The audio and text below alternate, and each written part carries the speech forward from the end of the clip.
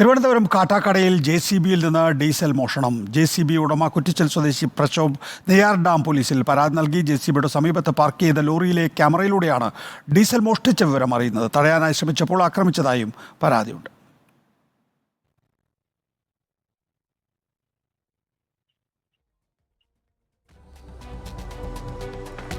വിഷ്ണു കരുവാരക്കുണ്ട് വിശദാംശങ്ങളുമായി. വിഷ്ണു, എന്താണ് കൂട്ടിച്ചേർക്കാനുള്ളത്?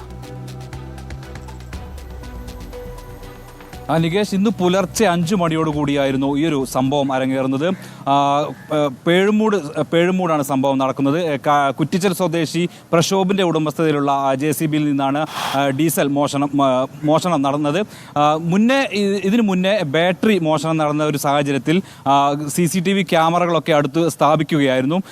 സുഹൃത്തിൻ്റെ ലോറിയിൽ നിന്നുള്ള CCTV ദൃശ്യങ്ങളിൽ ഈ ഒരു മോഷ്ടാവ് ബക്കറ്റുമായി JCBയുടെ അടുത്തേക്ക് വരുന്ന ദൃശ്യം സുഹൃത്തിൻ്റെ ശ്രദ്ധയിൽപ്പെട്ട് ആ സമയത്ത് പ്രശോഭിനെ വിളിക്കുന്ന ഒരു സാഹചര്യം ഉണ്ടായി. ഇങ്ങനെയായിരുന്നു ഈ ഒരു മോഷണം ശ്രദ്ധയിൽപ്പെട്ടത്. മോഷ്ടിക്കപ്പെടുന്ന ഈ ഒരു സമയം ഇവർ ചെന്ന സമയത്ത് ഊറ്റിയെടുക്കുന്ന ഒരു സാഹചര്യം ഉണ്ടായിരുന്നു. ഈ സമയത്ത് ഇവർ ബൈക്ക് കാറിൻ്റെ മുന്നിലേക്ക് ഇടുകയായിരുന്നു.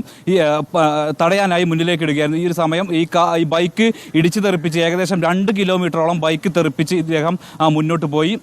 പിന്നീട് മുന്നോട്ട് പോയി ഒരു ഇടവഴിയിലൂടെ കയറിയപ്പോൾ പിന്നെ മുന്നോട്ട് വഴിയില്ല എന്നറിഞ്ഞ ഒരു സാഹചര്യത്തിൽ കാർ അവിടെ ഉപേക്ഷിച്ച് മതിൽ ചാടി പുറത്തേക്ക് പോവുകയായിരുന്നു.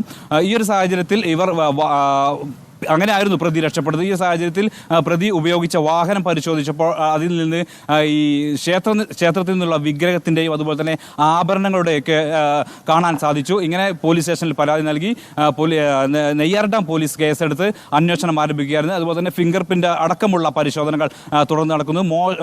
കാസർഗോഡ് രജിസ്ട്രേഷനുള്ള ഒരു വാഹനമാണ് ഈ പ്രതി ഉപയോഗിച്ചതായിട്ട് പ്രക്ഷോഭമൊക്കെ പറയുന്നു. നമുക്കറിയാം ഇനി ഈ വാഹനം ഇടിച്ചു തെറിപ്പിച്ച വീഡിയോ ഒക്കെ വരാനുണ്ട്. അടുത്തുള്ള കടകളൊക്കെ കേന്ദ്രീകരിച്ച് നമ്മൾ അന്വേഷിക്കുന്നുണ്ട്.